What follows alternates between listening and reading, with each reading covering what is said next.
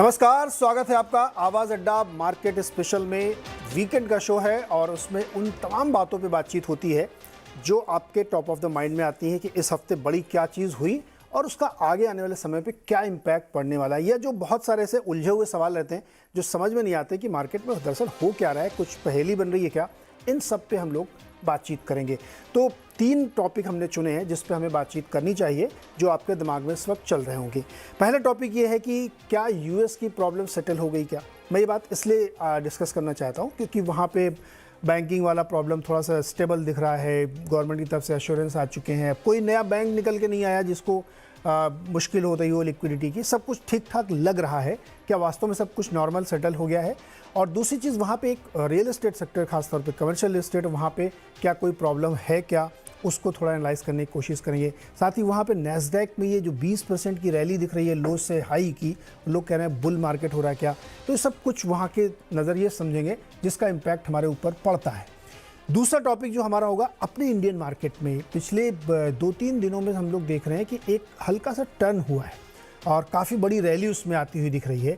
क्या ये रैली इस वजह से आ रही है कि यूएस में सब कुछ नॉर्मलाइज हो गया है, या हमारे यहाँ कुछ बहुत पॉजिटिव सेंटिमेंट्स देखने को मिल रहे हैं, बड़े बड़े ऐलान हुए हैं, ईयर एंड क्लोज हुआ है, उन सब का मतलब क्या है? और क्या हमारे इंडियन मार्केट में भी कोई ऐसी रेड फ्लैग्स हैं जिसको हमें देखना चाहिए, और क्या स्ट्रेटजी इस वक्त होनी चाहिए अप्रोच की नए फाइनेंशियल ईयर में?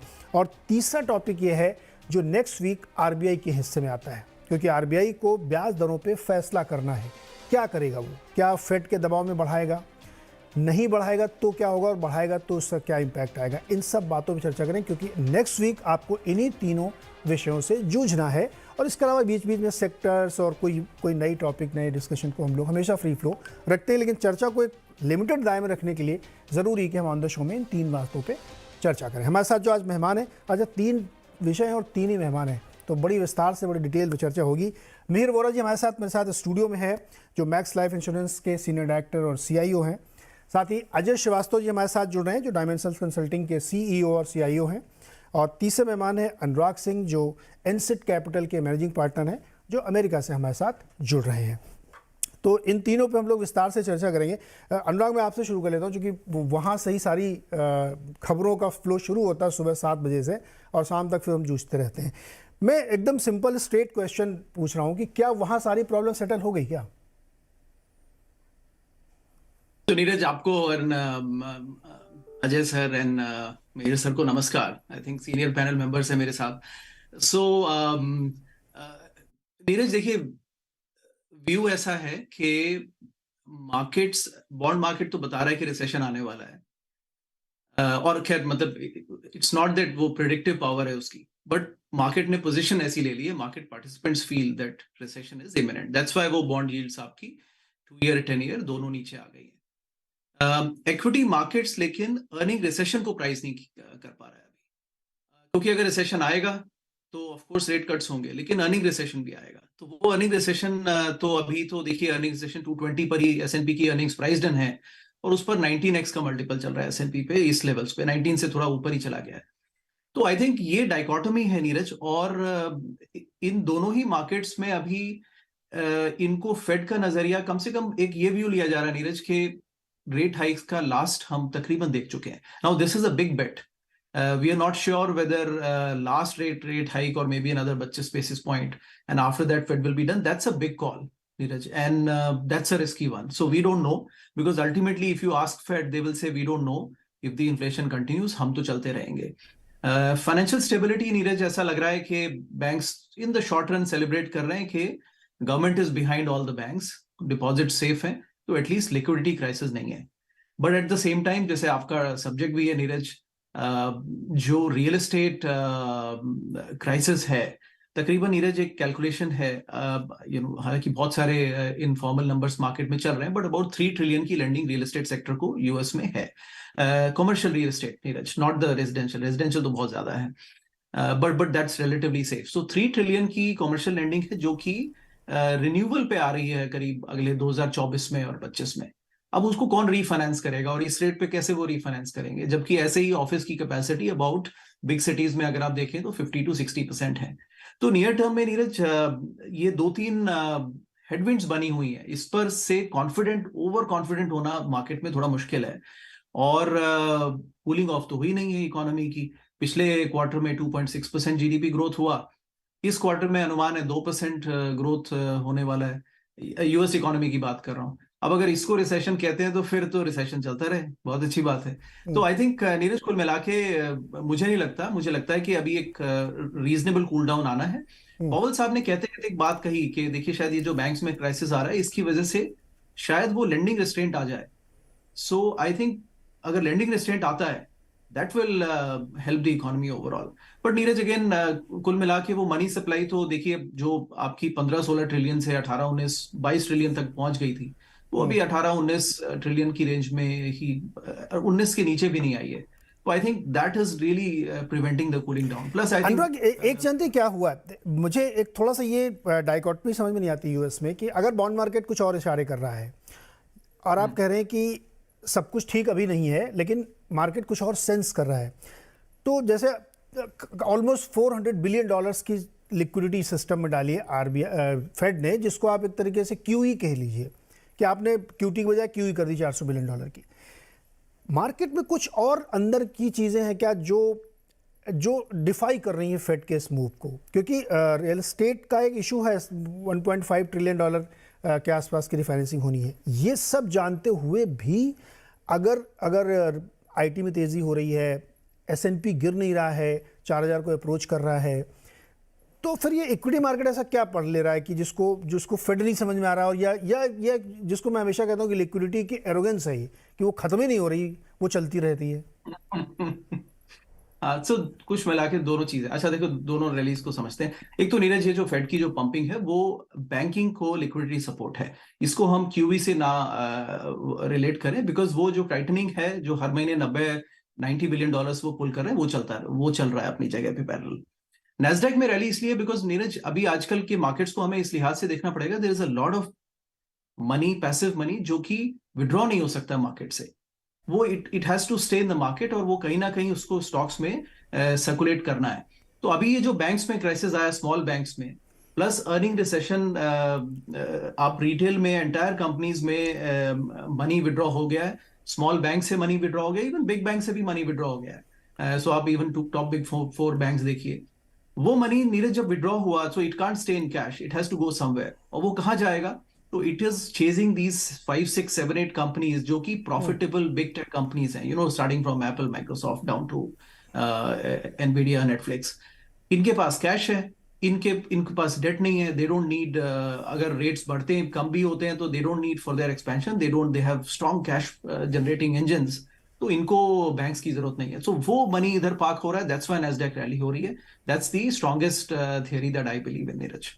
ओके मीर सर, आप यूएस की इस पूरी सिचुएशन कैसे एनालाइज करेंगे? आप नैस्डैक की रैली में बिलीव करते हैं क्या? आपको लगता है कि वहाँ सब कुछ नॉर्मलाइज हो गया है?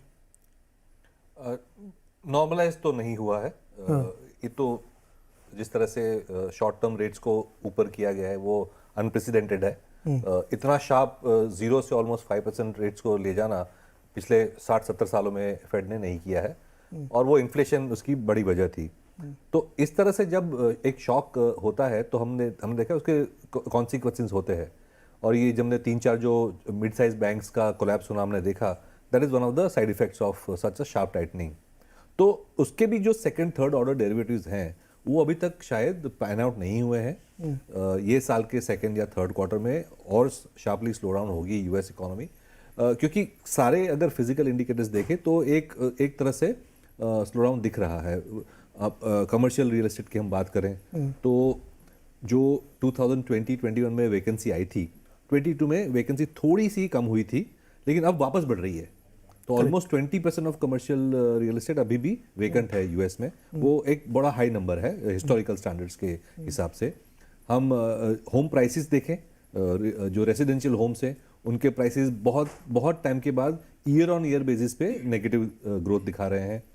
तो काफ़ी सारे जो इंडिकेटर्स हैं वो स्लो डाउन की ओर पॉइंट कर रहे हैं, और ऐसे माहौल में ये कह देना सीधा कि कोई प्रॉब्लम नहीं है, वो थोड़ा रिस्की रहेगा। दूसरी एक ये बात है, जो स्मॉल बैंक्स थी, regional banks, Anurag is the expert here, वो शायद क्लैरिफाई और कर सके, बट मेरे हिसाब से मैंने जितना पढ़ा है जो कमर्शियल रियल एस्टेट में हम स्लो डाउन देख रहे हैं उसका जो काफ़ी सारा फंडिंग ये रीजनल Small बैंक्स और banks स्मॉल बैंक से आ रहा था। करेक्ट। और स्मॉल बैंक्स के पास अभी रिफाइनेंस करने की क्षमता है नहीं, क्योंकि उनकी तो लिक्विडिटी कम हो चुकी है। तो ये जो कमर्शियल रियल एस्टेट की जो बोरोइंग है वो जब रीफंडिंग के लिए आएगी नेक्स्ट 3, 6, 12, 18 महीने में, तो वो कैसे होगी वो भी एक देखना है। और प्लस इंक्रीमेंटल लैंडिंग तो बिल्कुल नहीं होगी, तो नए जो प्रोजेक्ट्स आएंगे वो तो बिल्कुल नहीं आएंगे। तो ऑब्वियसली ग्रोथ का जो है वो एक हेडविंड है। तो ये कहना कि कंप्लीटली सिचुएशन हम बाहर आ गए जस्ट बिकॉज नैस्डैक चल गया है, वो एक रिस्की प्रोपोजिशन है। नैस्डैक की एक और वजह है कि जैसे हम इंडियन मार्केट में देखते हैं कि निफ्टी हमने देखा कि 4 दिन पहले तक रिकॉर्ड शॉर्ट लेवल पे चल रहा था। करेक्ट। और अब लास्ट 3 दिन में देख रहे हैं कि एफआईआईज रिकॉर्ड शॉट काट रहे हैं। तो वैसी सिचुएशन शायद वहां भी है। और एक नया जो एनिमल खड़ा हो चुका है लास्ट 3 महीने में, जो एआई का, तो अगर आप देखें जो अमेजॉन है, माइक्रोसॉफ्ट है, they are actually trying to lead the path there. तो उससे भी थोड़ी एक न्यूनेस आई है, एक नई स्टोरी मिल गई बाजार को। ये इसमें मैं भी थोड़ा सा इनपुट दूंगा आप लोगों को। तो अच्छा, मैं क्या ये मानूं, बड़ी पॉलिश लैंग्वेज में कहूं कि ये तूफान से पहले ही शांति है? तूफान तो ऑलरेडी चल रहा है। नहीं, अभी रुक गया है। अभी रुक गया, सब कुछ नॉर्मल लग रहा है। हाँ सर, ठीक हो गया। क्योंकि इतना बड़ा कमर्शियल रियल एस्टेट जिसकी रिफाइनेंसिंग होनी है, और कैसे होगी किसी को नहीं पता। और आपने सही कहा कि रीजनल बैंक ने ज़्यादा उसको फाइनेंस किया था। तो यानी कि अभी ये भरोसा कर लेना, बिलीव कर लेना ठीक नहीं है कि सब कुछ नॉर्मल, कोई बैंक नया नहीं आया इसलिए नॉर्मल, ये बात ठीक नहीं है। करेक्ट, एग्जैक्टली, है ना। और नैस्डैक में आपने कहा कि जो तेजी, उसमें 9 कंपनियां हैं। दर्शकों को स्क्रीन पे चल भी रहे होंगे, वो नाम बता देता हूँ। ये बहुत ही इंटरेस्टिंग स्टोरी नैस्डैक की है। Apple, Nvidia, Microsoft, Meta, Tesla, Amazon, alphabet, Salesforce और AMD। इनकी जो तेजी है वो S&P को पहले लेते हैं, उसमें 160% का कंट्रीब्यूशन है। बिल्कुल। और नैस्डैक की 91% तेजी इन 9 कंपनी की वजह से। बिल्कुल। बाकी का कोई कंट्रीब्यूशन नहीं है। बिल्कुल। तो इसलिए ये नैस्डैक की रैली धोखा है। और S&P में भी अब जो लास्ट 10 साल से जिस तरह से टेक्नोलॉजी कंपनीज ने आउट परफॉर्म किया है, तो अब नैस्डैक में तो इनका वेट बहुत ज्यादा है ही। S&P 500 में भी इनका वेट 26-27% हो गया। एग्जैक्टली, इसीलिए तो S&P को भी अब ड्राइव कर रहा है। S&P को भी ड्राइव कर रहे हैं और नैस्डैक को ड्राइव कर रहे हैं। अजय सर, ये 2 हमारे मेहमान तो कह रहे हैं कि ये तूफान से पहले एक शांति है, इसमें बहुत ज़्यादा बिलीव नहीं करना चाहिए। आपका क्या व्यू है? देखिए, हमारा बिलीव बड़ा सिंपल है कि एक निवेशक को इतना सारा नॉइज सुनेगा, एनालाइज करेगा तो मर जाएगा, वैसे ही मर जाएगा, उसको इन्वेस्टमेंट का मौका ही नहीं मिलेगा। अगर आपको इतना एनालिसिस करना है तो आप डेट इंस्ट्रूमेंट लेके शांत से रहिए, 9, 10, 12% का डिबेंचर ले लीजिए और आराम से रहिए, कोई तकलीफ नहीं होगी। सर, उसमें भी टैक्स लगा दिया, इंडेक्सेशन खत्म कर दिया। देखिए, कोई चीज छोड़ी गई नहीं है, तो उसके लिए तो अब पैदा हुए तो टैक्स देने के लिए ही पैदा हुए हैं, और किस लिए पैदा हुए हैं लोग। तो देखिए, तो मेरे हिसाब से देखिए, मार्केट में हमेशा हर माहौल में कई सारी चीजें पॉजिटिव चलेंगी, कई सारी नेगेटिव चलेंगी। आज समय काफी नेगेटिव चल रही है, खासकर इंडिया के लिए थोड़ी नेगेटिव है। अनएम्प्लॉयमेंट बढ़ती जा रही है, ओवरसीज डिमांड कम होती जा रही है, आईटी में देखा स्लो डाउन देखा, अपने बायोटेक में देख रहे हैं, फार्मा में। तो इंडियन कॉन्टेक्स्ट के अंदर में डिमांड की प्रॉब्लम सबसे बड़ी है आज की तारीख में। और इस कॉन्टेक्स्ट में आपको हाई इंटरेस्ट रेट के जो आइटम अगर इन्वेस्टमेंट मिलती है उसको लॉक इन करेंगे, आप सोएंगे भी शांति से, रिटर्न भी अच्छी कमाएंगे और इतनी एनालिसिस भी नहीं करनी पड़ेगी। और अगर आपको इतनी एनालिसिस करनी पड़ी तो फिर आपके लिए बहुत मुश्किल होगा कोई भी निवेश रखना रोज के रोज। उसके बाद आप देखिए, उन कंपनियों को देखिए जहां पे मोनोपोली है। चाहे बाजार में जितना मर्जी माहौल बदल जाए, दाम गिर जाएंगे, बढ़ जाएंगे, कई मोनोपोलीज ऐसी हैं जो हमेशा प्रॉफिट कमाती रहेंगी। जैसे माइक्रोसॉफ्ट का आपने जिक्र किया, आप इंडिया में ले लीजिए, मेटल कंपनी को ले लीजिए, ग्लोबल मेटल कंपनी को, कोई नई माइन रातों रात नहीं खड़ी होगी, एल्यूमिनियम चाहिए होगा, कॉपर चाहिए होगा आपको, वैसी कंपनियों में निवेश करिए जहां पे मोनोपोली है, कैश फ्लो अच्छी स्ट्रांग है, डिविडेंड आ रही है आपको, कंज्यूमर डिमांड से लेना देना नहीं है कि भाई आज का कस्टमर ने 50 ग्राम टूथपेस्ट खरीदेगा कि 100 ग्राम खरीदेगा टूथपेस्ट। सो ऐसे माहौल में जहां इतनी वॉलेटिलिटी है, मेरे हिसाब से हाई इंटरेस्ट डेट को लेके अश्योर्ड कैश फ्लो वाली कंपनियों की तरफ जाइए। और दूसरे, इंडिया में बड़ा बढ़िया है कि आपको कई सारी अच्छी एमएनसीज मिलती हैं, जैसे कैपिटल गुड सेक्टर वगैरह में है, जो लो लेवरेज पे हैं, गवर्नमेंट के प्लान के मुताबिक चल रही हैं, तो उसमें थोड़ा सा निवेश करिए। ये मैक्रो एनालिसिस अब हमारे भी बाहर हो चुकी है और हम भी कहते हैं कि हम शेयर को देखो भैया, मैक्रो में जो होगा होगा, अपना कंपनी क्या करेगी ये देख लो ज्यादा पहले। ओके, तो स्पेसिफिक अप्रोच अब तो सीधे आ गया अजय जी इंडिया में। मॉर्गन स्टैनली ने तो इक्वल वेट कर दिया, थोड़ा सा सुधार दिया, पहले वो बहुत नेगेटिव थे, लेकिन अभी भी वो कह रहे हैं कि चाइना और वो सब ज़्यादा इंडिया से बेटर हैं, लेकिन अब इंडिया को इक्वल वेट कर दिया। अजय सर, ये जो भारत में चल रहा है इस समय, बड़ी तेज़ी का माहौल बन रहा है, वो इसीलिए कि अब यहाँ भी सब कुछ ठीक हो गया? ये सवाल थोड़ा सा मैं ट्वीक कर देता हूँ आपके लिए। देखिए, इंडिया में अब ये जो सिचुएशन बन रही है हमारे यहाँ की, बैंकिंग सिस्टम ठीक ठाक चल रहा है, क्रेडिट ग्रोथ बहुत अच्छी है, ओवरऑल ग्रोथ ओके कह सकते हैं आप, ना बहुत ही शानदार नहीं तो ओके कह सकते हैं, लेकिन हाँ कुछ जगहों पे बहुत अच्छी ग्रोथ देखने को मिल रही है। सो अगर इस प्रेमाइस पे हम चलें, इसको हम ठीक मान लें, तो फिर वो वाले स्टॉक ढूंढना या वो सेक्टर ढूंढना या वो थीम पकड़ना ज़्यादा ईजी है, जहाँ पे आप जो अभी कह रहे थे मोनोपोली है, रादर उसको मैं इस तरह कहूँ कि बड़े जायंट हैं और वो अभी भी सस्ते मिल रहे होंगे। देखिए, इंडिया की एक स्टोरी हमेशा से रही है डिमांड सप्लाई ऑफ स्टॉक की। फंडामेंटल पे इंडिया मार्केट कम चलती है, डिमांड सप्लाई पे एक चीज विजिबल है कि मार्केट में सेलिंग काफी कम हो गई है। लोकल तो सेलिंग ऑलमोस्ट थी भी नहीं और वो तो रुक गई है, और जो एफआई सेलिंग है फिलहाल तो काफी थम गई है इसके अंदर में। और उसके लिए आप मौका देखते हैं कि ये जो आज ने रैली देखी आपने, शॉर्ट्स कवरिंग रैली कह लीजिए, जो कर लीजिए, कि अब बेचने वाले बहुत कम हो गए हैं और लिक्विडिटी अभी भी काफी साइडलाइन पे पड़ी है इन्वेस्टमेंट के लिए। जो आप म्यूचुअल फंड को ले लीजिए, चाहे आप इंश्योरेंस कंपनी में ले लीजिए, इतना पैसा जब आएगा उनके पास में, आज की तारीख में 31 मार्च तक मेहर जी बैठे हैं, बताएंगे कि कितनी पॉलिसी आज खुल रही है कि आप बेतहाशा 31 मार्च का जो डेडलाइन था एचएनआई पॉलिसीज के लिए, उस हिसाब से बहुत पैसा आएगा इंश्योरेंस कंपनीज में। ईपीएफओ अब 10 से 15% करने जा रही है आपके ईटीएफ इन्वेस्टमेंट को।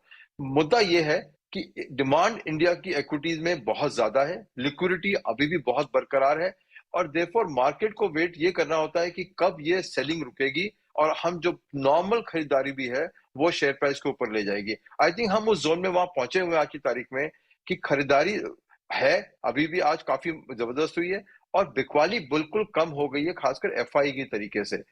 अगर ये माहौल बना रहा तो मार्केट के लिए बहुत सटीक रहेगा। डिमांड सप्लाई को छोड़ दीजिए एक मिनट के लिए, फंडामेंटल को भी छोड़ दीजिए, बट प्योर सिंपल लिक्विडिटी, आपने कहा ना एरोगेंस ऑफ लिक्विडिटी, मुझे बहुत बढ़िया लगा आपका वो सेंटेंस। इंडियन मार्केट का तथ्य यही है, एरोगेंस ऑफ लिक्विडिटी। इतना पैसा इन्वेस्टमेंट के लोगों के पास में है कि फंडामेंटल की तो मतलब एनालिसिस बहुत ही कम होती है। ये होता है कब अगर बिकवाली रुकेगी, दाम स्टेबल हुए, मार्केट स्टेबल हुई, खरीद लीजिए आप जाके शेयर को। तो आई थिंक इंडियन मार्केट वही चलती रहेगी उस हिसाब से। डिमांड इंडिया में आप जो कहते हैं बैंकिंग ग्रोथ, अब देखेंगे कितनी कम होने वाली है, बिकॉज आज की तारीख में जो भी कह लीजिए कंज्यूमर डिमांड का सीधा स्लोप नीचे आ रहा है और वो विजिबल है हर एरिया के अंदर में। बट एक तरफ वो विजिबल फंडामेंटल है, दूसरी विजिबिलिटी है, बहुत पैसा है सिस्टम में इन्वेस्टमेंट के लिए, और हर बॉटम को वो जरूर इन्वेस्ट करेगा। मीर सर, इंडियन मार्केट कैसा लग रहा है आपको? बहुत कॉन्ट्रडिक्शन से भरा हुआ है ये साल, ऐसा लग रहा है मेहनत करवाएगा। और जैसे अजय जी ने जस्ट मेंशन किया कि अगर मैं अपना ही सोच 2 या 3 महीने पहले की सोच मैं देखूं तो क्लियरली ऐसा लग रहा था कि जो कंजम्पशन रिवाइवल है वो ऑलरेडी जो कैपेक्स जो गवर्नमेंट कर रही है उसको सपोर्ट करेगी, तो जो नेक्स्ट लेग ऑफ ग्रोथ वहाँ से आएगा। और हो भी रहा था, बिजी सीजन में, फेस्टिव सीजन में हमने देखा कि अच्छी डिमांड थी, काफ़ी सारी दिवाली सीजन गई जो, और प्लस जो होली के टाइम पे जो उसके पहले जो आई संक्रांति के जनवरी में, तो ऐसा लग रहा था कि ग्रेजुअल रूरल रिकवरी भी हो रही है। लेकिन अगर मैं लास्ट 3-4 हफ्ते की बात करूं तो ऐसे इंडिकेशंस आ रहे हैं कि कंजम्पशन इतना शायद स्ट्रांग नहीं है, शायद टेपर ऑफ हो रहा है, क्रैश नहीं हो रहा है, लेकिन शायद फ्लैटन आउट हो रहा है। तो इस माहौल में मुझे लगता है कि जो कंजम्पशन लिंक सेक्टर्स हैं वो थोड़े ड्रैग करेंगे, लेकिन फाइनेंशियल्स जो बहुत बड़ा सेक्टर है वो अभी भी काफ़ी स्ट्रांग है और फंडामेंटल्स काफ़ी साउंड है, वैल्यूएशंस काफ़ी साउंड है। तो मेरे ख्याल से एक न्यूट्रल व्यू है बाजार पे, बहुत ज़्यादा तेज़ी का व्यू भी नहीं है, बहुत ज़्यादा मंदी का भी व्यू नहीं है, लेकिन stock specific, sector specific, theme specific जो है वो अपॉर्चुनिटीज तो अभी भी हैं। जैसे मैंने बात की थी कैंटार से, जो कि एफएमसीजी के लिए रिसर्च करते हैं, तो उनकी जो लेटेस्ट रिपोर्ट ये कहती है कि डिस्क्रिशनरी स्पेंडिंग कम हो रही है, यानी डाइनिंग आउट के लिए जाना, मूवी के लिए बाहर जाना, जिम या महंगे आइटम कोई ख़रीदना, बहुत ज़्यादा ग्रूमिंग पे खर्च करना, ये सब कम हो रहा है, या उनको अवॉइड कर रहा है आदमी जिसके बिना उसका काम चल सकता है, केवल इसेंशियल्स पे खर्च कर रहा है। ये मैं रूरल की बता रहा हूँ। और एक्चुअल में 0.54% की ग्रोथ है एफएमसीजी की उन इलाकों में, और उससे भी ज़्यादा एक चिंता कहें या रिवीलिंग फैक्ट है कि जो भी ग्रोथ दिख रही है वो इसलिए दिख रही है क्योंकि पॉपुलेशन बढ़ रही है आपकी। तो अगर 2.5%, 2.7% आपकी पॉपुलेशन इंक्रीज है तो वो वॉल्यूम ग्रोथ इसलिए दिख रही है आपको, एक्चुअल में वो ड्रॉप है 3 किलो, हाँ 2.7 kg का ड्रॉप आया है पर्सनल कंजम्पशन में। सो ये एक तरफ ये पिक्चर बनती है, दूसरी तरफ के शेप भी है एक्चुअली दूसरी तरफ ये के शेप भी है। तो ये एक बहुत विचित्र सी स्थिति में भारत चलता चला जा रहा है और लिक्विडिटी जम गया सिस्टम में, इसमें भी कोई शक नहीं। तो वो मार्केट को कहीं ना कहीं सपोर्ट देता है। जैसे अब आप फ्राइडे को देखिए मार्केट में क्या ज़बरदस्त रैली बनी है ना। वो अब वो दिखता है कि सब कुछ ठीक हो गया है, सब कुछ हरा भरा है क्या, बट और डीप में जाइए तो आपको मिड कैप स्मॉल कैप में दिखा कि बिल्कुल कलिंग हुई है ना, आधे आधे कर दिए स्टॉक को। करेक्ट। तो इसको कैसे डिकोड किया जाए? वो तो एक तरह से अच्छी बात है, काफी सारी जो करेक्शन हो चुकी है तो वैल्यूएशंस रीजनेबल हो ही चुके हैं। और खास करके अगर मिड कैप और स्मॉल कैप की बात करें तो उनमें जो सेक्टर्स हैं वो तो बड़े बड़े इंडाइसिस में होते ही नहीं है। तो अब स्मॉल केमिकल कंपनीज देख लीजिए, ऑटो एंसिलरीज देख लीजिए, एंटरटेनमेंट मीडिया देख लीजिए, मिड कैप आईटी देख लीजिए, ये सब ये जो है जो इमर्जिंग सेक्टर्स हैं, काफ़ी सारी जो हम देखें कि डिफेंस लिंक कंपनीज हैं, एक दो जो पीएसयू हैं बड़े हैं, लेकिन बाकी सारी जो टेल है डिफेंस की वो काफ़ी मिड एंड स्मॉल कैप में ही है। तो उसमें स्टॉक पिकिंग का एक्चुअली काफ़ी अच्छा चांस मिलता है और ऐसी जब करेक्शन होती है तो बिल्कुल उसमें पिक एंड चूज करना ही चाहिए। Okay, perfect. अनुराग जी, आप लोगों का इंडिया के बारे में नज़रिया कुछ चेंज हुआ क्या? अब आपको लगता है कि इंडियन मार्केट सस्ता हो गया है? तो नीरज, दो ट्रेंड्स की बात करते हैं। एक ये है कि अगर हम ये शॉर्ट टर्म टर्बुलेंस को भूल जाएं तो long term India is on a trend of being a lower inflation, low interest rate economy. Ultimately अब इसको 90s के ट्रेंड से देखिए। 90s 2000 में रेट क्या 15-16% हुआ करते थे। इवन 2000s में भी 12-13% पे होम लोन्स एक आम बात हुआ करती थी।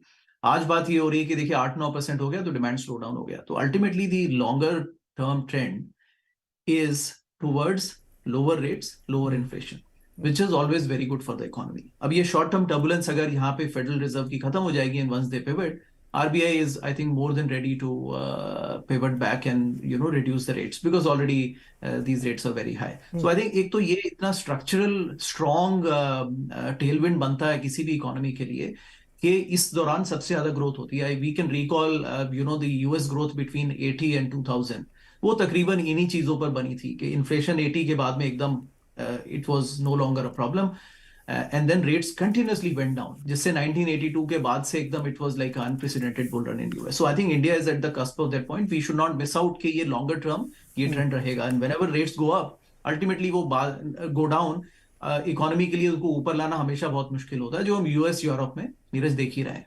तो ये बहुत बड़ा बुल ट्रेंड है। सेकंड नीरज, एक छोटा सा ट्रेंड करें। आई थिंक मैं भी चार्ट्स को क्विकली ऑब्जर्व कर रहा था। निफ्टी की ऑलवेज एक टेंडेंसी है एंड आई थिंक वो which is very natural because कोई भी मार्केट में लीनियर रिटर्न्स नहीं होते हैं। इट सडनली एक बार वो एक स्पाइक में आपको 40% रिटर्न देता है 1-1.5 साल में and then it consolidates for another 2-3 years।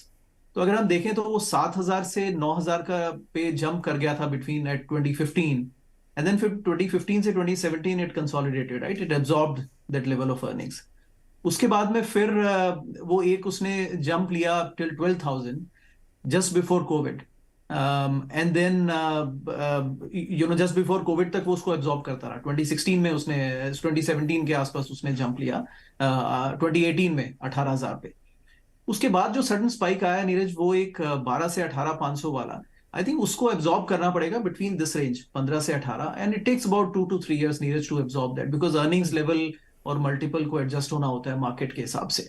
But I think मुझे अजय जी की बात बहुत अच्छी लगी कि इंडिया हमेशा एक रिलेटिव अर्निंग्स पे चलता है, इसको आप एब्सोल्यूट सेंस में नहीं देख सकते हैं। तो I think with in relative sense and keeping in mind this long term trend के इकोनॉमी में लोअर रेट्स चलेंगे, retail participation, EPFO, insurance, PMS and everything, ये उसको नीचे गिरने नहीं देगा। तो अल्टीमेटली एक फ्लोर है इंडियन मार्केट का जिसके beyond I think it doesn't fall, और उसके बीच में जैसे ही वो मौके आते हैं you have to quickly latch on to that, right? इस समय जैसे आप स्क्रीन पे भी दिखा रहे हैं आईटी कंपनीज में काफी रीजनेबल फॉल आ चुके हैं। तो ऐसे में अपॉर्चुनिस्टिक पोजीशंस बनानी चाहिए, बिकॉज ये फिर ये आपको 15 की मल्टीपल्स पे तो अब शायद ना मिले ये कंपनीज।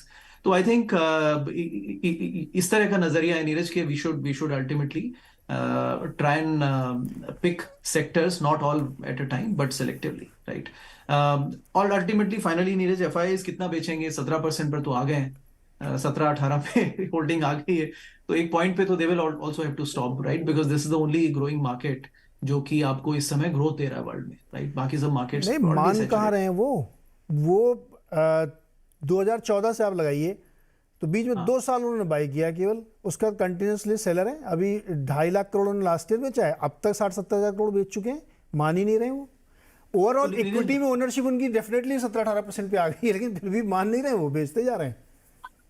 पॉइंट आपने बहुत अच्छा रेज किया नीरज जी, और मैं इस पे ना आपके अंग्रेजी चैनल में प्रशांत ने एक बहुत अच्छा डेटा एक बार शेयर किया था, मैं उसको जस्ट वापस रिफ्रेज कर रहा हूँ। 85% of the FII participation in India is through active funds. About 7-8% ETF से है। Now, अगर active funds में 85% participation है, तो वो उसको actively churn करेंगे बेसिस आपकी पोजिशनिंग क्या बन रही है। तो अगर चाइना की तरफ फ्लो जा रहा है तो वो उसको वहां पे ले जाएंगे, plus at the same time let's not forget कि वहां से मनी इमर्जिंग मार्केट से पुल भी हो रहा था। तो वो दोनों चीजों को देखते हुए ना उन्होंने ये अपॉर्चुनिस्टिकली, हमें बीच में ऐसे मौके आते हैं जहां पर एक्टिव चर्न होता है पोर्टफोलियो में, right? But ultimately I think there is nothing more to this beyond this. और चाइना से तो आप जानते ही हैं कि पैसा डालना तो आसान है, ले जाना निकालना मुश्किल है। अरे फिर भी आप लोग बुलिश हैं सर, मॉर्गन स्टैनली तक उस पे बुलिश है। तो मुझे इंटरेस्टिंग बात ये यूएस फैसिनेशन समझ नहीं आता कई बार, इस यूएस मार्केट का कुछ ज्यादा फैसिनेशन है चाइना से, and at some point it will break, it's already to the point where they are realizing कि यार देखिए don't rely too much on this market, right? But fascination जरूर है, एंड समवेयर जैसा होता है ना, जैसा आपने वो जैसी रही भावना जिसकी वैसी प्रभु मूरत देखी दिल से, राइट? बिकॉज यहाँ पर कॉर्पोरेट गवर्नेंस इतना स्ट्रांग है ना, वो चाइना से कोई भी कंपनी आती है उनमें वो यूएस नेचुरली अज्यूम्स कि वहां पर भी ऐसा ही है। I don't know what is this phenomena, जबकि it is entirely very different, and market at their own cost is realising this company by company, right? कि the China corporate governance is very different, right? So उस पर आप you can't behave like यार ये तो बड़ी सस्ती companies है, 9 के मल्टीपल पर मिल रहा है, let's go make a position. That's not how it behaves Neeraj. I think वो मार्केट लर्निंग ले लेगा नीरज, हर मार्केट का एक समय आता है, market will eventually learn, US markets and FIIs, that you can't take money so easily out of sir. Next अब हम लोग किसी और दिन डिस्कशन करेंगे, मेरे पास बहुत सारा ऐसा डेटा है जो अगले 40 साल तक हम लोग प्रोडिक्शन कर सकते हैं उसके आधार पर एक्सट्रापोलेट करके। उसमें 2 ही कंट्री लीड करेंगी सर, चाइना और इंडिया, नो अदर। आपका यूएस तो सर बहुत पीछे जाने वाला है, मैं किसी ना किसी डेटा शेयर करूंगा, यानी अगर ये अगले किसी और दिन की चर्चा है। अजय सर एक चीज़ बताइए, एक हम लोगों के यहाँ भारत में ये कहते हैं क्या, मतलब सच्चाई भी है कि 12-14-15% का CAGR बनता है इंडेक्स लेवल पे, आप कभी भी देख लीजिए एवरेज। तो मान लीजिए आप किसी भी 5 साल के टाइम पीरियड उठाएंगे तो उसमें किसी एक साल ज़्यादा होगा कम होगा, लेकिन एवरेज आउट ऐसे ही होता है। अगर हम 18 से 23 का लें 5 साल का पीरियड, तो इसमें केवल 18 महीने ऐसे थे जो शायद मार्च 2020 से सितंबर 2021 तक के रहे होंगे, जहां पे ज़बरदस्त गेन हुआ, और वो कोरोना पीरियड था पीक वाला। उसके आगे पीछे कुछ पैसा नहीं बना किसी का। अब अगर हम पिछले 2 साल से 5 साल आगे का जोड़ें तो लास्ट 1.5-2 साल से पैसा नहीं बना है, तो क्या ये एक हाई प्रोबेबिलिटी बनती है कि अगर हम इस 5 इयर्स के टाइम फ्रेम को बनाएं तो अब हम मिडिल में खड़े हुए हैं, और यहाँ से अगर हम 3 साल और ले लें तो किसी एक साल में बहुत भयानक रैली आएगी और उसमें अच्छा पैसा बनेगा, फिर वो बाद में 5 साल हम जोड़ेंगे तो एवरेज आउट होकर वही 14% आएगा। क्या ये थ्योरी आपको लगती है कि बाय आउट करनी चाहिए और मिडिल में खड़े हैं इसलिए ये इन्वेस्टिंग का राइट टाइम हो सकता है? देखिए, प्रेडिक्ट करना तो बड़ा मुश्किल है कि किसी इन्वेस्टर को भी कि आप सही टाइम पे निवेश डालेंगे और वो मार्केट का लो बॉटम होगा। और फिर सबसे बड़ी बात आपने ये नहीं बताई, इन्वेस्टर्स जो सबसे बड़ा प्रॉब्लम है, आपको जब रैली होती है निकलना भी पड़ेगा आपको। प्रॉब्लम हमारी मार्केट की ये रही है इन्वेस्टर्स की कि जो लॉन्ग टर्म थ्योरी जो इन्वेस्टमेंट की बताई जाती है किताबों में, जो ज्ञान देते हैं उसमें शेयर प्राइस शुरू होती है और खत्म वहीं पे होती है, और इन्वेस्टर देखता रहता है कि यार मैंने 7 साल तो बिता दिए इस शेयर के अंदर में और मैं वहीं का वहीं रह गया। बॉटम लाइन इंडियन मार्केट की बड़ी सिंपल हो गई है अब कि अगर आपने प्रॉफिट नहीं बुक किया, कंपनी जो मर्जी हो, डजंट मैटर कैसी कंपनी हो, profit booking is the order of the day, because Indian market world की सबसे महंगी मार्केट है। 25 से 30 की पी तो सब कंपनियों में है और ग्रोथ 6% है। तो अगर आप रैली मिलती है आपको वो रैली खरीदनी नहीं है, रैली को बेचना है और प्रॉफिट बुक करना है। वो ठीक है, अगला इंसान जो लेगा वो 5% और आपसे कमा के निकल जाएगा, वो उसकी किस्मत। बट अगर आपने प्रॉफिट नहीं बुक किया तो इंडियन मार्केट ने आप बहुत पेनलाइज किया इन्वेस्टर्स को, जो लॉन्ग टर्म इन्वेस्टर्स हैं, कि आपने लोगों ने 10-10 साल शेयर रखे हैं, अब नो रिटर्न पे बैठे हुए हैं। आप सबसे उम्दा शेयर ले लीजिए, एचडीएफसी बैंक को ले लीजिए या टाइटन को पिछले 5-7 साल में ले लीजिए, या जो भी शेयर उठा लीजिए आप। जो भी लॉन्ग टर्म रहा है इस शेयर के अंदर में, बेहतरीन कंपनियां, कोई डाउट नहीं है, बट क्या निवेशक ने पैसा कमाया है? Answer is no. तो जो माहौल बन रहा है इक्विटी मार्केट में, वो ये बिल्कुल ठीक कहा आपने, बम्पर ऊपर जाएगा मार्केट, आपको उसमें आपको रैली है मिल रही है, बहुत बढ़िया, आपको प्रॉफिट इन कैश करना है, और फिर जब वो नीचे आएगी कोई रीजन मिलेगा, मार्केट को कोई रीजन नहीं चाहिए होता, मार्केट यूक्रेन इन्वेंट कर लेगी, मार्केट एक एसवी बैंक का फॉल इन्वेंट करेगी, जो भी करेगी, मार्केट जो ऊपर गई है गिरेगी जरूर। और इंडियन कंपनी में खासकर जहां आप हाई पी पे आज भी आप इतनी करेक्शन के बाद भी जो आपकी एनएससी है, आप मेजर स्टॉक्स देखते हैं 50, क्या पी है उनकी और क्या ग्रोथ रेट है? कईयों का ग्रोथ रेट तो ऑलमोस्ट जीरो है, कंपनी का पी है 22, 23, 25 के हिसाब से। वो एक ही चीज कहती है नीरज जी कि प्लीज बुक योर प्रॉफिट, अगर, और वही रियलिटी है जो आपके बैंक में पैसा आ चुका है, बाकी सब पेपर है, मिथ्या है। एंट्री का टाइम है क्या ये? मैं उसके लिए सवाल है मेरा कि मैं तो खाली बैठा हूं, मेरे पास पैसा है, लगाएं। बहुत लकी आप। नहीं, cash is king. Ajay sir कह रहे हैं कि पैसे लेके बैठ रहे हो तो क्या होगा, लगाओ तो पहले तो प्रॉफिट बनेगा, तो लगाने का सही। लॉ ऑफ एवरेजेस, जो भी मैंने एक्सेल सीट की गणना आपको बताई कि पिछले 2 साल कुछ नहीं बना है, हो सकता है अगले 3 साल में बढ़िया बने। एवरेज तो तभी बनेगा ना 15% का। देखिए सर्टनली आज 31 मार्च है, टिल यस्टरडे निफ्टी ने 0 रिटर्न्स दिया था फ्रॉम 1 अप्रैल ऑफ 2022। अब आज क्योंकि मार्केट 1.5-2% ऊपर है तो शायद हमारे रिटर्न्स पॉजिटिव आ जाएंगे, डिविडेंड ऐड करेंगे तो शायद निफ्टी 3-4% का रिटर्न दिया है लास्ट 12 महीने में। उसके पहले भी चौपी रहा था। तो मेरे ख्याल से अर्निंग्स ग्रोथ जब तक आ रहे हैं, और आ रहे हैं क्लियरली, हम एक्सपेक्ट कर रहे थे कि शायद 20-22% ग्रोथ आएगा फाइनेंशियल ईयर 23-24 का, वो शायद अब 17 से 16 इतना हो जाएगा, थोड़ा डाउनग्रेड हो सकता है, लेकिन फिर भी अर्निंग्स ग्रोथ है।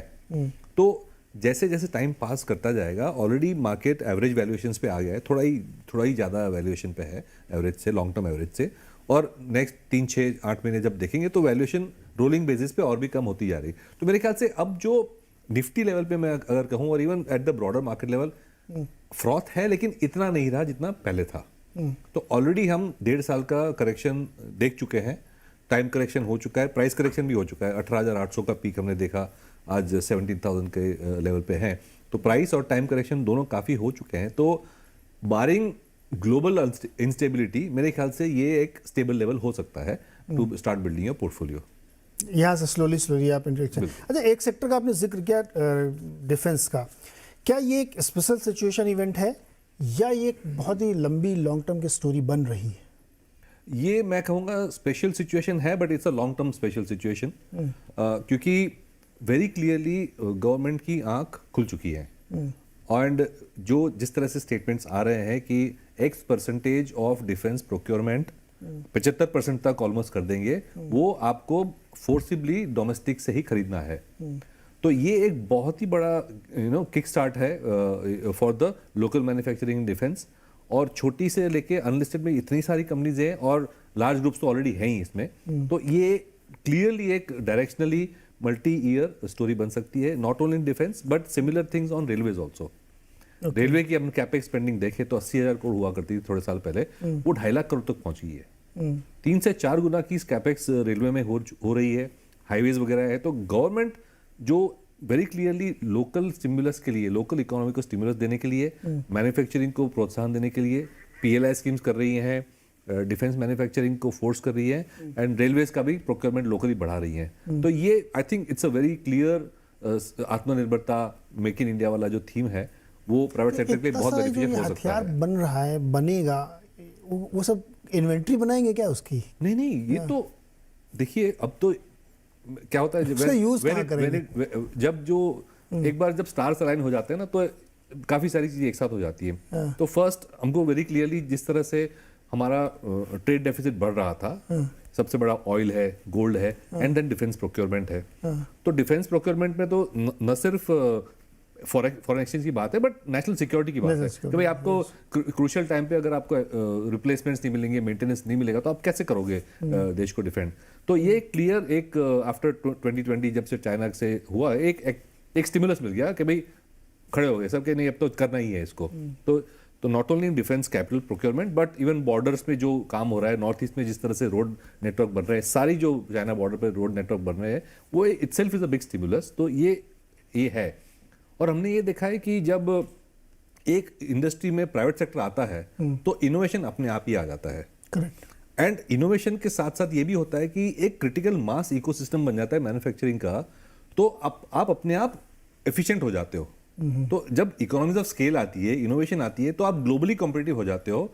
तो मैं तो ये कह रहा हूं कि न सिर्फ ये लोकल प्रोक्योरमेंट के लिए काम आएगा, लेकिन ये एक्सपोर्ट्स भी एक बहुत बड़ा ओपनिंग हो जाएगा हमारे लिए for defence as well as the railway kind of items. और हम देख रहे हैं ना कि आर्मीनिया में अभी जब स्कर्मिश हो रही है तो there are demands from India to supply to Armenia ammunition, और वो जा भी रहा है।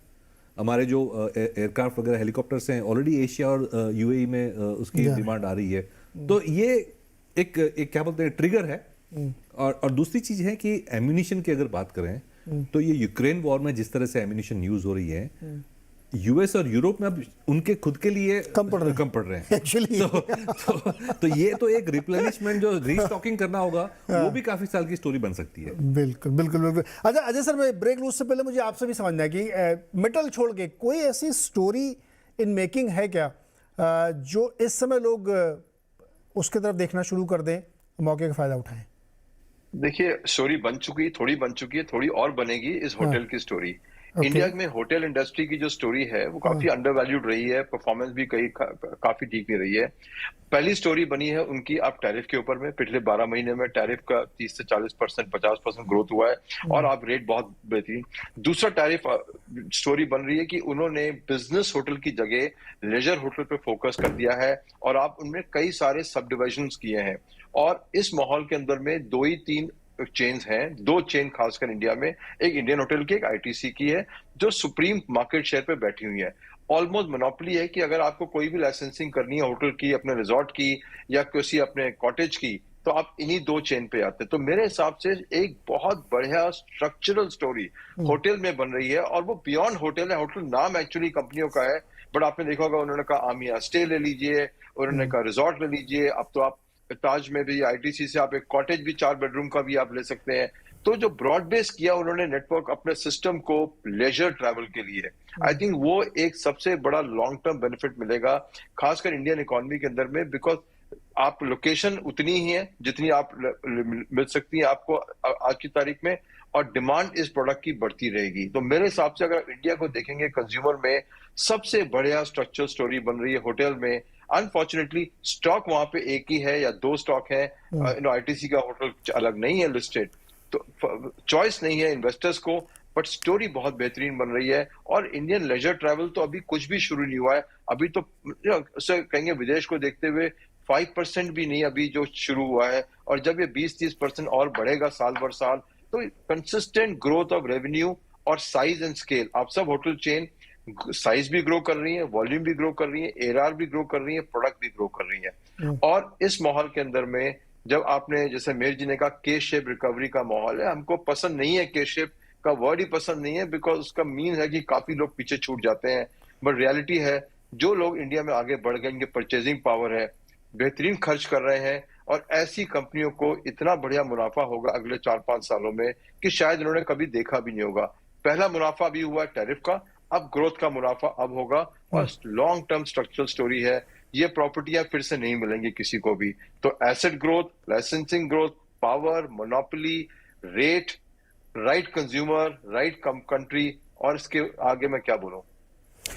मैं इसके आगे बोलता हूं सर, ब्रेक ले रहा हूं मैं, लेकिन ब्रेक से जाते जाते 2 चीज़ें कहना चाहता हूं मैं इस होटल के संदर्भ। देखिए कैसी विडंबना है, आईटीसी की इसी बात के लिए क्रिटिसिज्म होती थी, आलोचना होती थी कि उनका कैपिटल एलोकेशन बड़ा ख़राब है, क्योंकि वो जिधर कमाते होटल वाले में एलोकेट करते, जो कि बिल्कुल चल नहीं रहा है। लेकिन कोविड ने ऐसी किस्मत बदली है कि आज होटल जो है टॉप सेक्टर में है, तो जैसा अजय जी कह रहे हैं।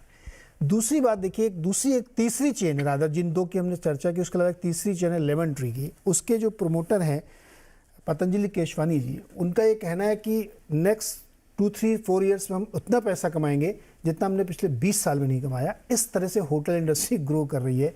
तो इसको कई बार कहते हैं ना कि समय या वक्त बदलते देर नहीं लगती और आपको पता भी नहीं चलता।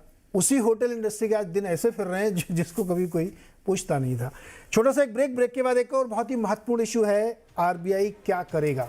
इसको समझना ज़रूरी है क्योंकि असली खेल है पैसे का फ्लो। अगर उसकी लागत बढ़ती है तो सब कुछ फिर धरा रह जाता है। ब्रेक के बाद इस पर बातचीत करेंगे।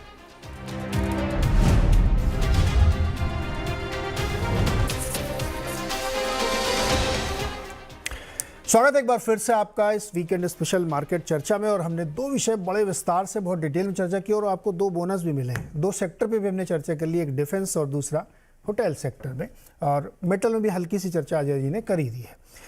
तीसरा विषय जो और महत्वपूर्ण है, जो आपके मन में सवाल होगा, उसका जवाब ढूंढने की कोशिश करते हैं कि आरबीआई अपनी क्रेडिट पॉलिसी में क्या करेगा। क्या वो ब्याज दरें बढ़ाएगा, नहीं बढ़ाएगा? अगर बढ़ाएगा तो क्या लॉजिक है, और नहीं बढ़ाएगा तो उससे क्या लॉजिक बैठता है और क्या उससे होने वाला है, क्योंकि ये हमारे लिए बहुत ही इंपॉर्टेंट है। मार्केट को भी बहुत करीब से ट्रैक करते हो और बॉन्ड मार्केट और ये सब में आपकी जो है बड़ी गहरी दिलचस्पी है। आरबीआई के लिए इस समय आइडियल क्या होना चाहिए, बढ़ाना चाहिए, नहीं बढ़ाना चाहिए? नीरज, वो कॉम्प्लेक्स है थोड़ा, बिकॉज अगर रेट नहीं बढ़ाएगा नीरज तो एक्सचेंज रेट में गिरावट आ जाएगी। और the last thing any country this point in time, ये थोड़ा सा समय है लेकिन इसको काटना होगा, क्योंकि आपकी करेंसी नहीं गिर सकती है और फिर आपके इंपोर्ट्स महंगे हो जाएंगे। अभी देखिए बैलेंस ऑफ पेमेंट तो इंडिया का अच्छा आ गया है, तो maybe there is some comfort. Deep dive में मार्केट क्या सोच रहा है वो हमें पता लगेगा, लेकिन मुझे लगता है 25 बेसिस पॉइंट उनको चलने देना चाहिए। एंड देन उससे करेंसी एक स्टेबल लेवल पे रहेगी और उसके बाद देखेंगे आगे फेडरल रिजर्व का क्या मूव होता है। और अगर टर्न कर जाएगा then it's all the more very good for everyone. That's my broad sense Neeraj. और अनुराग, क्यों फॉलो करना चाहिए हमें फेड को? हमारी जो 250 बेसिस पॉइंट की हम बढ़ा चुके हैं, हम प्री कोविड लेवल से ऊपर जा चुके हैं। एक बार स्किप करें हम मेरा मतलब ये है कि मैं मानता हूँ कि शक्तिकांता दास जी बहुत ही ब्रिलियंट आदमी है और उन्होंने जैसे मैनेज किया है वो कमेंडेबल है। वर्ल्ड का बेस्ट मैं मानता हूँ कि सेंट्रल बैंकर है जिसने नोट नहीं छापे और आज हम कंफर्ट जोन में है। लेकिन अब मुझे लगता है रुकना चाहिए। ये कई रिपोर्ट्स भी करी सर, मुझे नहीं लग रहा है। एसबीआई की रिपोर्ट पढ़ी है, उसने भी यही कहा कि अगर स्किप कर दें तो बड़ी बेटर है, क्योंकि ऑलरेडी आप काफ़ी बढ़ा चुके हैं। तो आप एक बार स्किप करिए, देखिए किस तरह से होता है। करेंसी हो सकता है कि 83 के ऊपर चली जाए, तो आपकी पिछले 7-8 सालों की करेंसी डिप्रिशिएशन देखिए ना। अगर आप आज़ादी के बाद से हर साल अगर हम 2% जोड़ें तो आप उस लेवल पर नहीं खड़े कि आपकी करेंसी बहुत ज़्यादा कमज़ोर हो जाएगी। तो थोड़ी बहुत अगर हो भी जाए लेकिन इधर बचेगा, क्योंकि ये जो 10, 11, 12% पे ब्याज दर पहुँचने रही है, ये बहुत बड़ा चैलेंज क्रिएट करेगी। तो इसमें क्या बुरा है, एक बार स्किप कर देना चाहिए। क्यों फेड को फॉलो करें हम? सो नीरज, उसमें दो चीजें हैं। एक तो उसमें कॉन्स्टेंटली आरबीआई के भी मॉनेटरी जो एमपीसी के मेंबर्स हैं, दे आल्सो से दैट हमारे रेट काटने से डायरेक्ट रिलेशन नहीं है इन्वेस्टमेंट का। सो कई बार ऐसा नहीं है कि हमने रेट बढ़ा दिया तो बहुत इन्वेस्टमेंट कम हो गया, because investment goes by the way of capacity utilisation. वो अगर बिलो 80 है और 70s में ही है, अर्ली 70s में है, तो फिर कैपेसिटी आप रेट को कम भी कर दीजिए तो नहीं होगा। आई अंडरस्टैंड कंज्यूमर उस पर फर्क पड़ता है, कंजम्पशन पे फर्क पड़ता है। Third, I agree Neeraj completely, we should not follow the western world. उनकी प्रॉब्लम अलग है, बट अनफॉर्चुनेटली एक्सचेंज रेट का समस्या ऐसी है जो हमें बाइंड कर देता है in the short term. Maybe they can skip 25 basis point में, कोई फर्क नहीं पड़ता है, and maybe they can try and dare it that. चलिए देखेंगे, अगर आगे प्रॉब्लम होती है तो then they can come back and start raising in the sync. But अभी तक देखा गया है कि सभी मार्केट्स इन द सिंक चल रहे हैं रिगार्डलेस ऑफ इन्फ्लेशन। इन्फ्लेशन के लिए वो रेट नहीं बढ़ा रहे हैं, वो रेट एक्सचेंज रेट को संभालने के लिए बढ़ा रहे हैं। मेरे सर, क्या करना चाहिए आरबीआई को, या आपकी उम्मीदें क्या है? मेरी उम्मीद यह है कि 25 बेसिस पॉइंट्स 25.25% बढ़ाएंगे। ये तो आपको ऐसा लगता है कि वो बढ़ाएंगे। आपको क्या लगता है, बढ़ाना चाहिए कि नहीं? बढ़ाना चाहिए, क्योंकि देखिए ग्लोबली जिस तरह से इन्फ्लेशन का हवा फैला हुआ है, तो सेंट्रल बैंक्स को ऐसा लग रहा है कि उन्हें अपनी क्रेडिबिलिटी री एस्टैब्लिश करनी है। तो ऐसे ऐसे अनसर्टन माहौल में भी आप देखें अगर, तो फेडरल रिजर्व ने भी टाइटनिंग करना बंद नहीं किया, ईसीबी ने 50 बेसिस पॉइंट्स बढ़ाया 2 हफ्ते पहले। तो मेरे ख्याल से ये जो एक सेंट्रल बैंकर्स का उद्देश्य है कि उनकी क्रेडिबिलिटी रीएस्टैब्लिश हो, क्योंकि पहले तो उन्होंने बहुत ज़्यादा स्टिमुलस कर दी, उसकी वजह से इन्फ्लेशन बढ़ा। इन्फ्लेशन जब बढ़ रहा था रिकॉर्ड लेवल तक, तब वो बोल रहे थे ट्रांजिटरी है, ये तो चला जाएगा। सडनली 2022 में सबको लगा ये तो ट्रांजिटरी नहीं है, शायद स्टिकी हो गया। तो जो गलती पीछे की है उसको शायद ओवर कॉम्पेंसेट भी कर ले ये लोग, but that's the way psychology सबकी होती है। तो मेरे ख्याल से ये करते रहेंगे, ये उम्मीद है मुझे। प्लस इंडिया में जस्ट अभी न्यूज़ आया कि स्मॉल सेविंग्स रेट के जो नेक्स्ट क्वार्टर के रेट्स हैं वो 20 बेसिस पॉइंट्स से 50 बेसिस पॉइंट्स बढ़ाए हैं। तो ये तो नहीं हो सकता कि एक पूरा सिस्टम है वो ऊपर जा रहा है और जो हमारी बैंकिंग सिस्टम है वो रेज ना करे। तो मेरे ख्याल से उसको भी मैच करने के लिए बैंक, क्योंकि बैंक को डिपॉजिट अट्रैक्ट करना काफ़ी ज़रूरी है और वो हायर रेट्स पे ही होगी।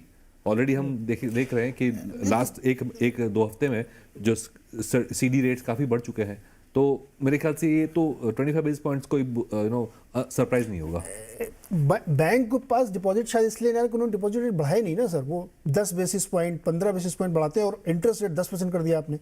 तो आप ठीक, आपकी अपनी मैकेनिज्म चलती है वो जैसे आप चलाएं, लेकिन स्मॉल फाइनेंस में तो इसलिए बढ़ रहे हैं, स्मॉल सेविंग्स में, क्योंकि वो आप फॉलो द ट्रेंड वाली बात हो गई। अभी आरबीआई ने भी अपना 8.51 कर दिया है 2033 वाले बॉन्ड का, तो आप ट्रेंड फॉलो कर रहे हैं। मेरा सवाल यहाँ पे है कि एक ऐसी पिक्चर मैं आपके सामने खींचता हूँ, 16 से 17% की credit growth, fantastic, below 4% NPA industry wide banking का, और एसएमईज को, रिटेल को ज़बरदस्त लोन हो रहा है, कॉर्पोरेट लोन भी खूब हो रहा है, कई बैंकों में 22-24% की ग्रोथ है। लेकिन ये पीक पे खड़े हैं। रिपोर्ट से बताती है कि जो होम लोन जा रहा है, जहां से सबसे ज़्यादा ट्रैक्शन आता है, उसमें 45-46% कंट्रीब्यूशन होता है बिलो 30 लाख के टिकट साइज का होम लोन का, जो अब घट के 36 पे आ गया है। तो अगर आप ये बढ़ाते रहेंगे और मेरे पास बहुत अच्छी जॉब नहीं है, मेरे पास बहुत अच्छी क्वालिटी की सैलरी नहीं है, तो फिर आपकी ये जो 16% है, जो एक्सपेक्टेशन है FY24 में 12-14% रहेगी, ये गिरेगी। तो आप एक बड़ा नुकसान करेंगे सिर्फ इसलिए क्योंकि हमको फेड को फॉलो करना है। अरे फेड का तो 2% का टारगेट है, हमारा तो वैसे भी उससे कहीं ज्यादा टारगेट है। नहीं, पर हमारा भी जो 2 से 4 की रेंज थी, वो 4 तो हमने कभी अचीव किया ही नहीं। 2 तो छोड़िए, 4 भी नहीं किया हमने अचीव कितनी बार। तो ये जो 2 से 4 की रेंज है, अगर वो स्टिकी रहती है हमेशा के लिए, तो अगेन एक फॉरवर्ड एक्सपेक्टेशंस हमेशा हाई इन्फ्लेशन की रहती है, वो तोड़ने की ट्राई कर रहे हैं सेंट्रल बैंकर्स इंक्लूडिंग आरबीआई। तो मेरे ख्याल से और जैसे अनुराग ने भी कहा, इंडिया में मैंने देखा है कि चाहे वो कॉर्पोरेट क्रेडिट हो, चाहे कंज्यूमर क्रेडिट हो, चाहे हाउसिंग लोन हो, पर्सनल लोन्स हो, अनसिक्योर्ड सिक्योर्ड, जॉब क्रिएशन और इकोनॉमिक ग्रोथ से ज़्यादा कोरिलेशन है, न कि इंटरेस्ट रेट से। तो अगर जॉब क्रिएशन नहीं है, अगर ग्रोथ नहीं है, तो इंटरेस्ट रेट काटने से भी क्रेडिट ग्रोथ नहीं होगी, और अगर जॉब क्रिएशन है और फील गुड है, तो इंटरेस्ट रेट बढ़ाने से भी क्रेडिट ग्रोथ घटेगी नहीं। तो it's all link to GDP growth. मेरे ख्याल से इन्फ्लेशन का उद्देश्य जो है वो छोड़ना नहीं चाहिए और रेट्स बढ़ेंगे। ओके, अजय सर, आपको क्या लगता है आरबीआई क्या कर सकता है और आपके हिसाब से क्या करना चाहिए? देखिए, आरबीआई मेरे हिसाब से 25 बेसिस पॉइंट बढ़ाएगा रेट, और बिल्कुल करेक्ट बढ़ाएगा, बिकॉज आपने तो सारी बात जो करी वो एक तरफ की करी जो लोग बोरो करते हैं। आप ये देखिए कि जो लोग सेव करते हैं उनको पिछले दशक में कितना नुकसान हुआ है, क्योंकि इंटरेस्ट रेट उनके डिपॉजिट का इन्फ्लेशन से बहुत नीचे रहा है। पहली बार थोड़ा सा पॉजिटिव हुआ है, और ये रेट जो आपने जो आर्टिफिशियली आरबीआई ने इंडिया में बैंक्स की प्रॉफिटेबिलिटी क्रिएट करी, डिपॉजिटर्स का इंटरेस्ट दबा के, उसका नतीजा आपने देखा है। एनपीएस बेहतर बढ़े, उसके बाद में मिसमैनेजमेंट बढ़ी बेतरीके से, और बैंक के प्रॉफिट बढ़े, डिविडेंड हो गया, लेकिन इकोनॉमी को कुछ नहीं मिला। इकोनॉमी की ग्रोथ रेट वहीं की वहीं रही है। जब तक आप सेवर्स को आप पॉजिटिव रेट नहीं देंगे और वो रेट ऑफ रिटर्न इन्वेस्टमेंट्स की थीसिस लगेंगी कि यार ये मुझे कमाना है मिनिमम, या आपने एक्सेस लिक्विडिटी डाल दी सिस्टम के। आपने बोला कि आरबीआई ने नोट नहीं छापे, बिल्कुल गलत बोला आपने, बिल्कुल गलत बोला, बिकॉज बेतहाशा लिक्विडिटी आरबीआई ने डाली बैंकों के अंदर में, और जिससे कि डिपॉजिटर्स का रेट 3%, 4%, 2% सेविंग बैंक में हो गया था। तो आरबीआई ने अपने तरीके से डाली लिक्विडिटी, फेड ने अपने तरीके से डाली, दोनों ने बेहतर लिक्विडिटी, बट पहली बार सेवर्स का रेट पॉजिटिव होगा। दूसरी बात है, इन्फ्लेशन की मार सबसे ज्यादा लोएस्ट एंड पे होती है, जो आपने के शेप की बात करी। अमीर को कोई फर्क नहीं पड़ता, बिकॉज कंजम्पशन उसके लिए तो बहुत जो बेसिक रॉ मटेरियल खाना है, ये पेट्रोल है, कंपनी में गया खाना पीना बहुत छोटा पार्ट ऑफ कंजम्पशन है। एक गरीब आदमी के लिए एजुकेशन, दूध का दाम और ये सब चीजें बहुत बड़ी हैं। तो अगर आप इन्फ्लेशन को टेम नहीं करेंगे, जो इंडियन आरबीआई ने टेम नहीं किया, और इंडियन आरबीआई ने तो बल्कि लास्ट मीटिंग में आरबीआई गवर्नर ने लिटरली बोल दिया था कि अब हमें लगता है कि हम क्या करें, इन्फ्लेशन 6% से ऊपर चली रहा है। उसको देखते हुए, दो चीजें देखते हुए, इन्फ्लेशन को तोड़ना जरूरी है अगर किसी भी गरीब को इस देश में रहना है। और दूसरी बात है, जो सेवर है उसको पॉजिटिव रेट नहीं देंगे, लॉन्ग टर्म इकोनॉमी नहीं चल सकती। दोनों को देखते हुए इंटरेस्ट रेट को बढ़ाना चाहिए और इन्फ्लेशन को तोड़ना ही पड़ेगा, बिकॉज इंडिया में अब भी हर कंपनी 1 अप्रैल से दाम बढ़ा रही है हर प्रोडक्ट के। आप फिर देखिए, चाहे आप ऑटोमोबाइल ले लीजिए, चाहे कंज्यूमर ले लीजिए। सर अजय सर, हाँ जी, 4.5-5% की जीडीपी ग्रोथ है और 7.5-8% की सेविंग एफडी रेट्स हैं और इन्फ्लेशन 7% के आसपास मान लीजिए, 6.5-7 मान लीजिए। ऐसे सिनेरियो में अगर हम फिस्कल मेजर्स नहीं ले रहे हैं, हम केवल मॉनेटरी मेजर्स के थ्रू इन्फ्लेशन कंट्रोल करना चाहते हैं, तो क्या एक ये सिनेरियो बेटर नहीं है कि मेरी सैलरी बढ़ा के मुझे इन्फ्लेशन से लड़ने दीजिए, रादर कि आप मुझे कह रहे हैं कि कुछ मत करो, घर पे बैठे रहो, महंगाई भी नहीं है और तुम कुछ काम भी मत करो। नीरज जी बिल्कुल सही कहा, बट इसमें आती है गवर्नमेंट की पॉलिसी। गवर्नमेंट की पॉलिसी कहती है कि हम कंज्यूमर को नहीं डायरेक्ट पैसा देंगे, हम कैपिटल एक्सपेंडिचर करके ही देंगे। आप 2 लाख करोड़ रुपए का आप ऑयल टैक्स घटा दीजिए और 2 लाख कैपिटल एक्सपेंडिचर में कम कर दीजिए। आप समझिए, सीधी बात है। आप वो 2 लाख करोड़ रुपया सीधा सिस्टम में, बाजार के अंदर में आ जाएगा ना। सरकार की पॉलिसी है कि नहीं, हमें वो नहीं करना है, हमें कैपेक्स करेंगे और उस कैपेक्स का बेनिफिट मिलके कंज्यूमर की डिमांड बढ़ेगी। और उसी के अंदर में आज आप देख रहे हैं इंडिया में इतना बड़ा टाइम लैग आ रहा है कि कंज्यूमर डिमांड की ग्रोथ नहीं हो रही है। बड़ा सिंपल है, आरबीआई में नहीं है, ये तो गवर्नमेंट की पॉलिसी है कि आज की हम कैपेक्स में पैसा लगाएंगे, ना कि ऑयल का टैक्स कम करके 2 लाख करोड़ रुपया आपकी जेबों में कल से डाल सकती है गवर्नमेंट और वो आप अपने लिए खर्च कर देंगे। वो बढ़ाइए इकोनॉमी। अजमेर जी ने बहुत बढ़िया बोला बात को, इंटरेस्ट रेट से इन्वेस्टमेंट कोई कंपनी नहीं देखती है कि मेरी फ्यूचर डिमांड क्या है और फिर वो इन्वेस्टमेंट का डिसीजन लेती है। तो आर्टिफिशियल इंटरेस्ट रेट नीचे करके आप कोई इन्वेस्टमेंट नहीं क्रिएट करें, कुछ नहीं क्रिएट करेंगे। आप अगर फिजिकल पॉलिसी को चेंज कर देंगे, पैसा लोगों में आ जाएगा, खर्चा शुरू हो जाएगा, कंपनियां डिमांड बढ़ेगी, कंपनियां प्लांट अपने आप लगाएंगी। ओके, ये बहुत ही डिबेटेबल इशू है कि किधर से पकड़ा जाए इन्फ्लेशन को काउंटर करने के लिए, रेट कम किए जाए या सैलरी बढ़ाई जाए। मैं तो सीधे एकदम बेसिक लैंग्वेज पे पूछता हूँ, तो मैं इस कैंप में हूँ, मेरी सैलरी बढ़ाओ, मैं इन्फ्लेशन से निपट लूँगा। लेकिन खैर, हम लोग इंतजार करेंगे कि क्रेडिट पॉलिसी में क्या होता है, आरबीआई की सोच क्या है, और कमेंट्री उससे ज़्यादा इंपॉर्टेंट होगी, उसको हम लोग सुनेंगे। और अगले हफ्ते का जो वीकेंड अड्डा होगा वो थर्सडे को होगा, क्योंकि शुक्रवार को छुट्टी है, तो थर्सडे को आरबीआई की पॉलिसी भी है, तो हम लोग उस पर भी विस्तार से चर्चा करेंगे। आज के लिए सर, सारे मेहमानों का बहुत बहुत शुक्रिया। एंजॉय करिए वीकेंड को, मूवी देखिए, OTT सीरीज़ देखिए, गपशप करिए और हेल्थ का ध्यान रखिए। बहुत बहुत शुक्रिया।